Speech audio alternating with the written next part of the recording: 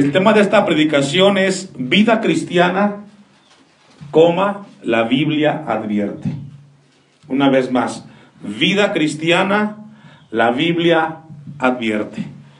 Todos nosotros, los seres humanos, le damos un gran valor a la salud física, ¿cierto? Cuando estamos jóvenes quizás no le damos la relevancia que conlleva, pero estar sanos físicamente es una bendición, ¿cierto? Cuando tenemos por ahí una enfermedad, acudimos al médico y el médico siempre nos da indicaciones para mejorar nuestra salud. Y el deber de cada uno es poder acatar las indicaciones por el bienestar físico nuestro. También encontramos cuando vamos manejando en carretera algunas señales que están en la vía pública y tienen como propósito nuestro bienestar y nuestra integridad física. Cuando no acatamos las señales que encontramos en la carretera, peligra nuestra vida y podemos inclusive morir.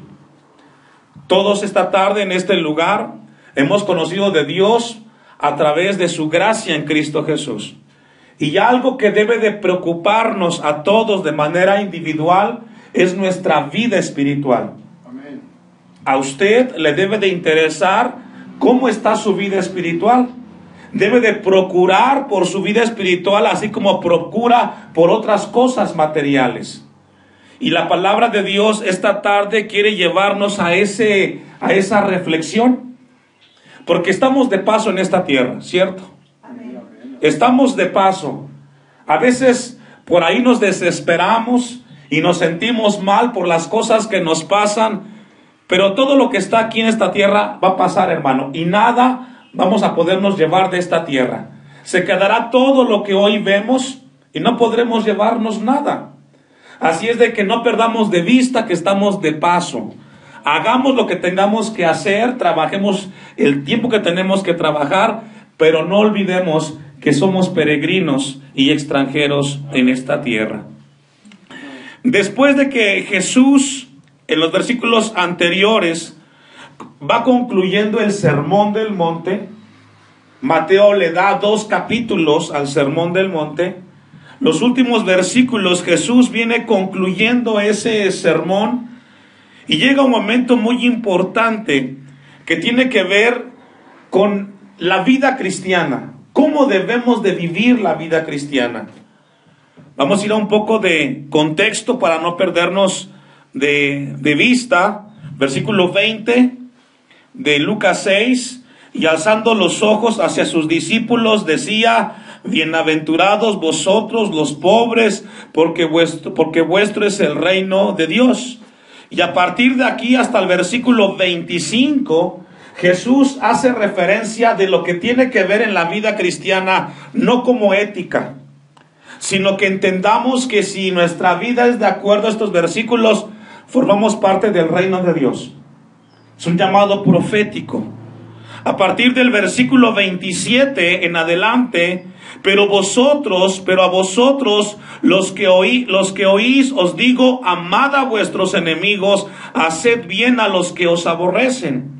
Y a partir del versículo 27 al 38 encontramos una palabra de exhortación de Jesús para con sus discípulos, cómo deben de vivir con su prójimo.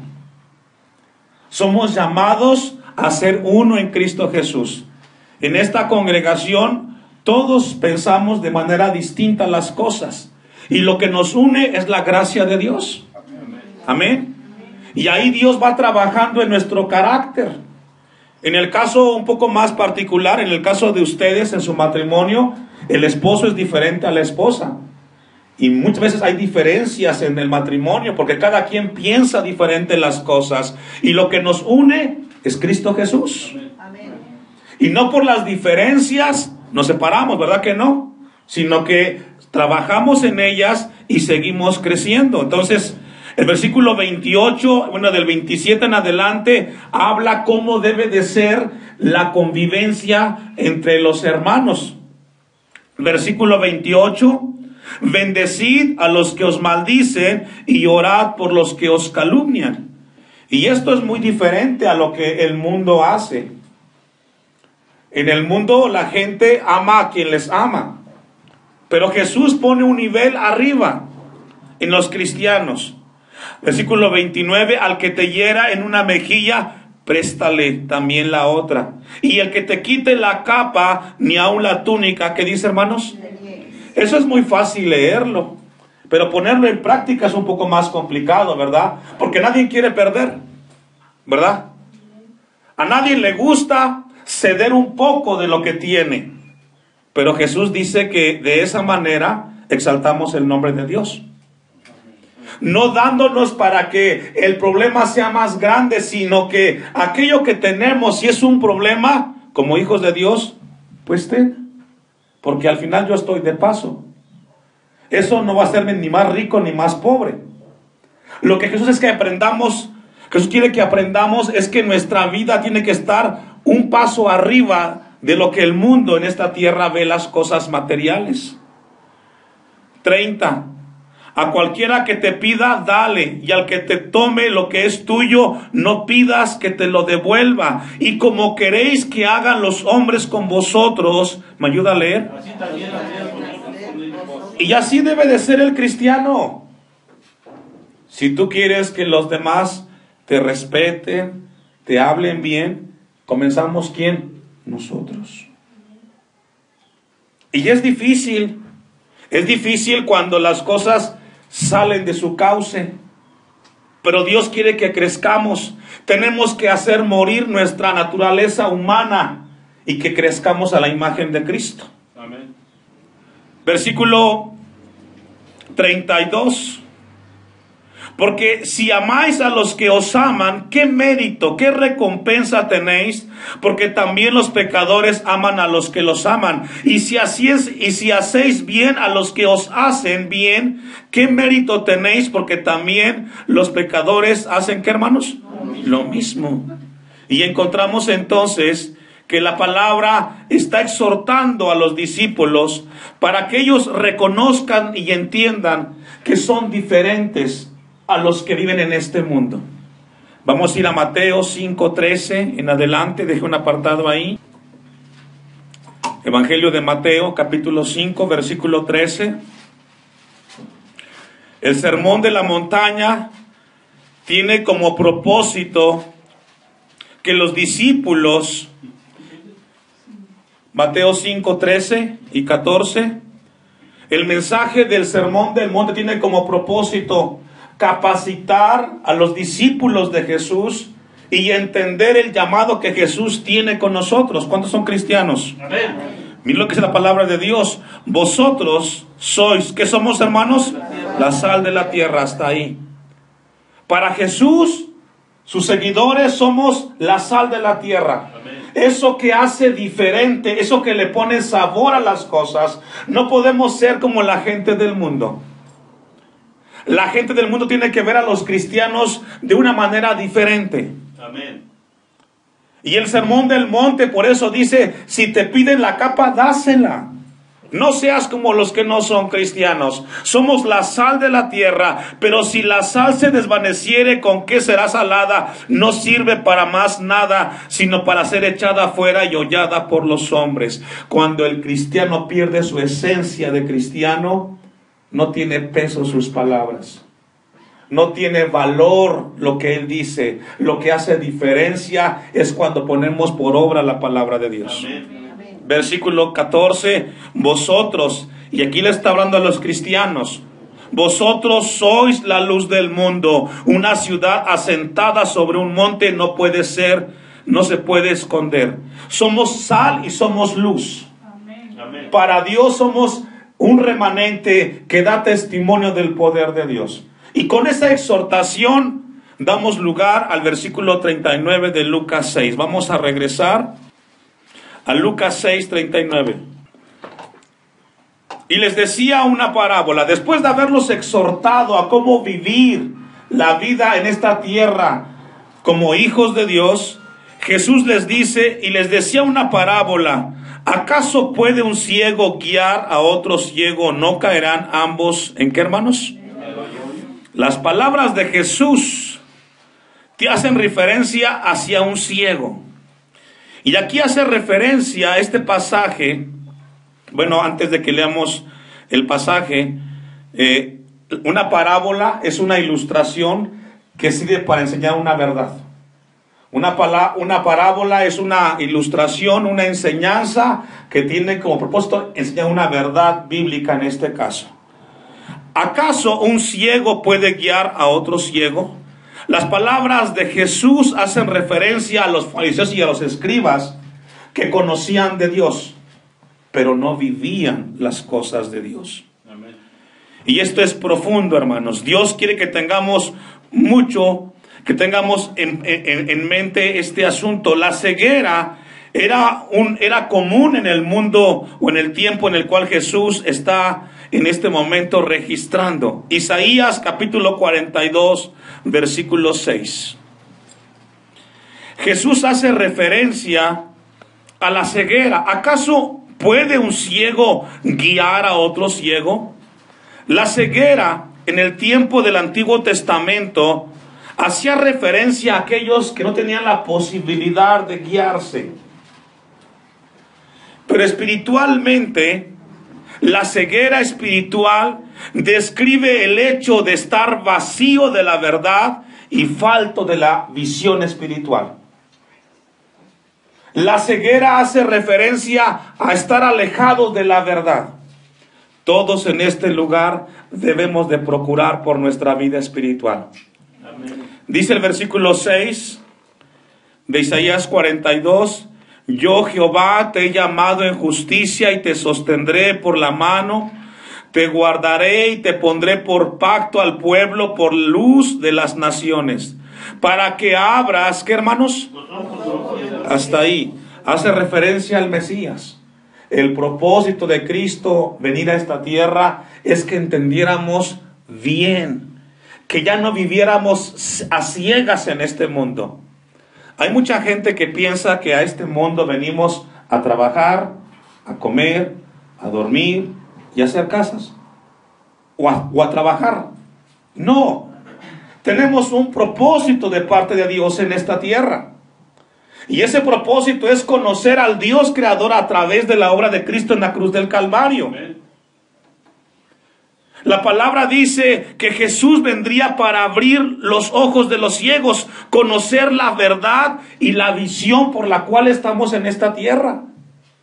Usted no es obra de la casualidad, usted no es un accidente, usted nació porque Dios le plació que usted fuera parte de su creación en esta tierra. Amén.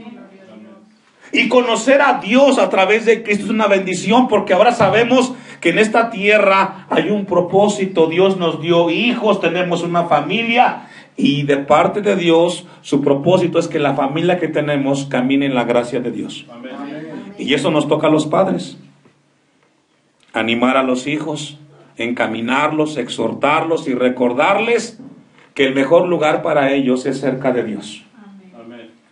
Por eso usted no se equivoca cuando viene a la casa de Dios y se viene con los hijos. Usted les está enseñando a esos hijos que el mejor lugar para ellos es cerca de Dios. Amén. Jeremías capítulo 5, versículo 20 y 21. Cuando Jesús les hace referencia en la parábola de Lucas 6:39, que un ciego no puede guiar a otro ciego porque iban a caer en el hoyo, es de que al final, si se dejaban guiar por un ciego, corrían peligro de morir. Dice Jeremías 5:20, ¿lo tiene? Amén. Anunciad esto en la casa de Jacob, y haced que esto se oiga en Judá, diciendo: oíd ahora esto, pueblo necio y sin corazón, que tienen ojos, ¿y qué, hermanos? Y no ven, que tienen oídos y no oyen. Y por eso el tema recurrente de Lucas: un ciego no puede guiar a un ciego. Si alguien no tiene la verdad, no puede guiar a otro a la verdad. Solamente Cristo puede guiarnos a la verdad. Y lo que esta tarde Dios quiere despertar en nuestras vidas es: dale atención a tu vida espiritual. No solamente habla de maestros, habla también de hermanos. Si no tienes cuidado con tu vida espiritual, puede llegar un hermano que no está en la verdad de Cristo y te puede alejar de la vida espiritual de Cristo, y puedes inclusive hasta morir espiritualmente si no vigilas y velas por tu vida espiritual. Hoy tenemos un problema como cristianos: estamos muy relajados, estamos muy cómodos. No, tenemos que velar y orar por nuestra vida espiritual, porque Satanás anda como león rugiente buscando a quien devorar. Y si tú te descuidas, terminarás pronto fuera de la iglesia y buscando, como la gente del mundo, las cosas materiales, pasajeras y vanas de este mundo, y no al Creador que te dio la vida. Amén. ¿Sabe por qué mucha gente deja de congregarse? Porque pierde la visión de su vida. Piensa que lo material es más importante que lo espiritual. Y de repente comienzan a descuidar su vida de oración, leer la Biblia, congregarse. Y al final terminan fuera de la congregación. Y si usted le pregunta: ¿cómo está, hermano? Bien, pero estoy muy ocupado, estoy trabajando. Déjeme recordarle, hermano, que trabajo siempre habrá, y pendientes también. Tenemos que darle a Dios el lugar en nuestras vidas. Salmo 82, versículo 3. ¿Por qué la exhortación o por qué la pregunta de no dejarnos guiar por otro ciego? Alguien ciego espiritualmente es aquel que está alejado de la verdad y el propósito y la visión de Dios en su vida. Y aquí también entra para los esposos y las esposas. A veces el hermano, la hermana puede decir: amor, no es tan... ¿Para qué le ponemos tanto asunto a las cosas de Dios? No pasa nada. No, sí pasa. Si tu pareja te dice: vamos a relajarnos, no, vamos a ir al culto, vamos a leer la palabra, porque si no, al final van a acabar los dos fuera, o la familia fuera de las cosas de Dios. Salmo 82, 3. Defended al débil y al huérfano, haced justicia al afligido y al menesteroso, librad al afligido y al necesitado, libradlo de mano de los impíos. No saben, no entienden, andan como, hermanos, en tinieblas. Tiemblan todos los cimientos de la tierra. A alguien que está ciego espiritualmente, hermanos, su vida está tambaleando y es arrastrada de un lado para otro. El mensaje de Dios es: la Biblia advierte, no descuides tu comunión. Vamos a regresar al texto de Lucas 6:39 para avanzar. Jesús, en el texto de Lucas 6:39, ¿acaso puede un ciego guiar a otro ciego? ¿No caerán ambos en qué, hermanos? ¿Sabe que en el Antiguo Testamento los hoyos o las zanjas representaban trampas? Absalón cayó en una. Los hoyos en el Antiguo Testamento representaban una manera para que alguien que estaba descuidado cayera ahí y podía inclusive perder la vida. La palabra nos habla y nos dice a nosotros: esta tarde no caerán ambos en el hoyo. Es decir, si tú no tienes cuidado con tu vida espiritual, puedes caer tú y el otro. Debe de haber un balance, y mejor aún, los dos tenemos que buscar de Dios, o todos tenemos que buscar de Dios. De no ser así, habrá entonces un descuido profundo. Isaías 56, versículo 9 al 12. Vamos a ver cuál es el resultado cuando los dos caen en el hoyo. Isaías 56, 9 en adelante. Cuando descuidamos, podemos caer en el hoyo. Quizás no literalmente, pero sí espiritualmente. Y al final nadie podrá ver la luz. Amén. Todas las bestias del campo, Isaías 56, 9, ¿está conmigo? Amén. Todas las fieras del bosque, venid a devorar. Sus atalayas son, ¿qué, hermanos? Ciegos. Hasta ahí. Una atalaya tenía como función pararse en la torre más alta de la ciudad. Y estar despierto y vigilar que no viniera el enemigo. Y si venía, era gritar y alertar a la ciudad del enemigo. Y usted, de parte de Dios, somos llamados a ser atalayas, a estar vigilando. Si tú como hombre, como mujer de Dios te estás durmiendo, cuando venga el peligro y entra a tu vida y entra a tu familia, no podrás alertarlos. Tenemos que estar despiertos. Dice el versículo 10, sus atalayas son ciegos, todos ellos ignorantes, todos ellos perros mudos. Fíjese qué fuerte los califica. No pueden ladrar, soñolientos, echados. ¿Aman qué, hermanos? Así está la iglesia del siglo XXI. Sabemos más de las noticias, de internet, de los memes, que de las cosas de Dios. Y no es que eso sea malo, hermano, pero eso nos quita el propósito del cual debemos de tener, y es velar y vigilar por la vida espiritual de la familia. Amén. Es el deber de usted, hermano. Somos llamados como padres a no perdernos, a no dormirnos. 11. Y esos perros comilones son insaciables, y los pastores mismos no saben entender. Todos ellos siguen sus propios, ¿qué, hermanos? Caminos. Cada uno busca su propio provecho, cada uno por su lado. Se llama egoísmo. Y sabe que muchas veces hay tantas cosas espiritualmente en la vida de la familia porque somos muy egoístas. Pensamos que debe de hacerlo el otro. Es que tú debes de estar con los hijos. Tú, no. El trabajo en el hogar es de los dos. ¿Cuántos dicen amén? Amén. No es de la hermana ni del hermano. Es que los dos tenemos la responsabilidad delante de Dios que la familia camine bien en las cosas de Dios. No se relaje. No nos relajemos en las cosas de Dios. Dice el versículo 12: venid, dicen, tomemos vino, embraguémonos de sidra, y será el día de mañana como este, o mucho más. ¿Qué dice, hermanos? Excelente. Típico cristiano, no pasa nada, mañana las cosas serán mejores. No, sí pasan. Por eso la palabra de Dios nos advierte a vigilar, porque si no vigilamos, vamos a caer al hoyo los dos. Y después de ahí, ¿quién? Por alguna razón usted está aquí, hermano, en las cosas de Dios. No se relaje.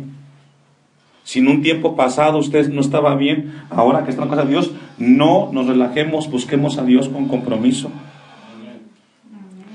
Mateo 23:13. Mateo, Evangelio de Mateo, capítulo 23, versículo 13. Usted me alcanza. Mas hay de vosotros, escribas y fariseos hipócritas, porque cerráis el reino de los cielos delante de los hombres, pues ni entráis vosotros, ni dejáis entrar a los que están, ¿qué dice, hermanos? Y así son muchos. Ni buscan de Dios, ni dejan que los demás busquen de Dios. Si no están yendo al templo, pues por lo menos no ser obstáculo. Aunque el deber es estar cerca de las cosas de Dios todos. La parábola tiene como propósito despertar la conciencia y exhortarnos a nosotros que Dios nos advierte. Si alguien no tiene la visión y la verdad de Dios en su vida, ten cuidado. Si te dejas guiar por Él, te va a arrastrar y puedes caer en el hoyo y no saldrás. Constantemente yo digo esto cuando es necesario. La esposa es el clavo o la clave en el hogar y viceversa. Estamos para apoyarnos, para motivarnos, y si alguien se está descuidando, animaros en el nombre del Señor. ¿Cuántos dicen amén? Amén. Vamos a volver al texto, versículo 40 de Lucas 6. El discípulo no es superior a su maestro. Aquí habla de dos. El discípulo es el que aprende, y el maestro, el que ¿qué? El que enseña. Pero el maestro no puede enseñar lo que no sabe. ¿Cuántos dicen amén? Amén. Papá, usted no puede darle al hijo lo que usted no sabe o lo que usted no vive de parte de Dios. Amén. Si usted quiere que su hijo siga su consejo, usted debe de saberlo y debe de vivirlo. Jehová es mi pastor y nada me faltará. Papá, ¿dónde está? Pues creo que está en Levítico, ¿no? Usted debe de saber el texto. ¿Cuántos dicen amén? Amén. Salmo 23, versículo 1 y 2, hijo. Si usted no sabe las cosas de Dios, entonces ¿quién? El maestro es el que enseña y el discípulo es el que aprende. Es decir, constantemente como hijos de Dios, como discípulos de Jesús, estamos aprendiendo cada vez que Dios nos habla. Usted cuando viene a la casa de Dios y Dios nos ministra, venimos con el corazón de aprender. Y si lo sabemos, Dios nos recuerda lo que quizás hemos olvidado que ya sabemos. Por eso es mejor un día en la casa de Dios que 1000 fuera de ellos. Mas todo, dice el versículo 40, mas todo el que fuere perfeccionado, el que va madurando, será como su maestro. Para crecer y llegar a la imagen de Cristo tenemos que seguir sus pisadas, hermano. Amén. Cada vez que usted venga a la casa de Dios, tiene que venir con la mente, ¿qué quieres que aprenda, Señor? Amén. Venir con el deseo de aprender. Usted no viene a perder el tiempo, usted viene a recibir un mensaje de parte de su Creador. Amén. Y es lo que dice el texto, versículo 41, amén, para ir concluyendo.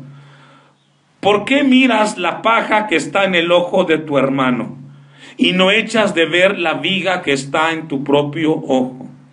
Aquí Jesús le está hablando a sus discípulos. ¿A quiénes? A sus discípulos. Si usted es uno de ellos, esta palabra es para usted. La paja es algo pequeño y la viga es algo más grande. Lo que el texto está diciendo es por qué tú estás viendo las cosas que tu hermano quizás no ha hecho bien, porque quizás estás viendo las cosas pequeñas, cuando quizás tú tienes problemas más grandes.